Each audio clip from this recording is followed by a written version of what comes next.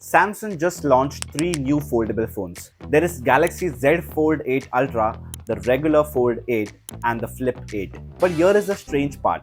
The most expensive model might not be the one that you should be buying. Because Samsung hasn't simply created three different sizes, these three phones are designed for three completely different people.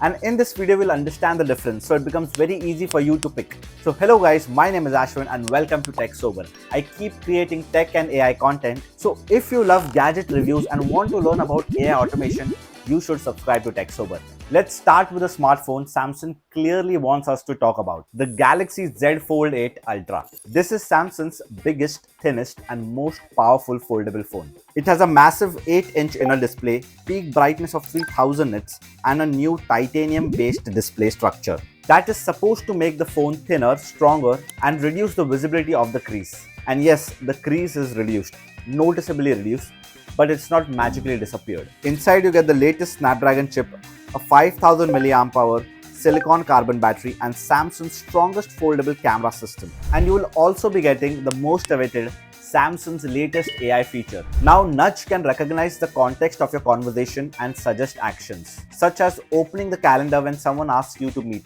Gemini Notebook can take your documents, photos and notes, analyze everything and turn them into summaries, presentations or other useful content. So who is this phone for? Someone who wants their phone to behave like a miniature laptop. If you constantly multitask or work across multiple apps or wants the largest possible screen, the Fold 8 Ultra is the right choice for you. But remember, it's not cheap. It starts at $2,100. And that brings us to the phone I personally find much more interesting. And that's the regular Z Fold 8. And despite not having an Ultra in its name, this might be the star of the Samsung foldable lineup. Samsung has made it shorter and wider, giving the inner screen a more natural 4x3 shape. I wonder where did they get the idea from?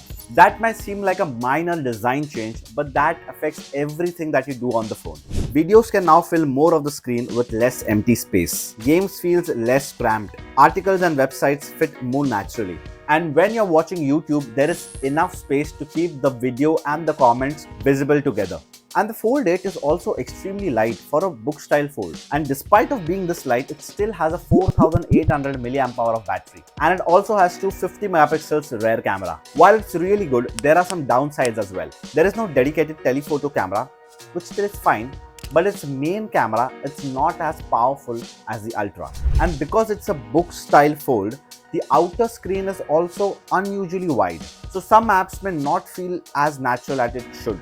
But the important question is, when you buy a foldable phone, which screen do you actually care about the most? If the entire reason is so that you can open it and enjoy videos, games or read articles on a larger screen, then the regular Fold 8 has arguably the better design. And it starts at $1,900. Now calling $1,900 affordable would be ridiculous. But hey, compared to Ultra, you still save $200 for a phone that is lighter and better for entertainment. And this is why the slightly cheaper Fold 8 might be a better option for most of the people. Of course, not everyone wants a tablet in their pocket. If you are like me, the Galaxy Z Flip 8 would interest you. It takes the opposite approach. Instead of giving you a larger screen, it gives you a normal size screen that folds into something much smaller. It is Samsung's thinnest flip so far, measuring 6.1 millimeters when opened and weighing 180 grams. But its most important upgrade is its outside display.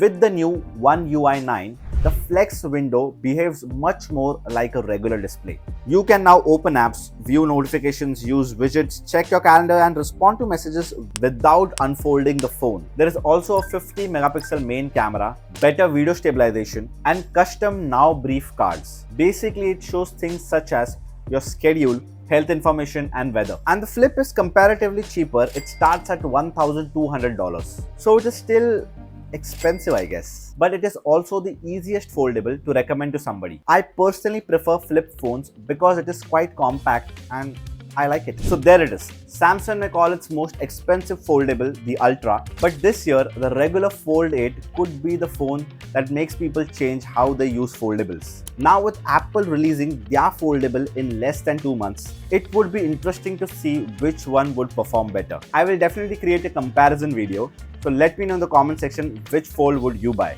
And don't forget to subscribe to TechSober. I will see you in the next video. Till then, peace.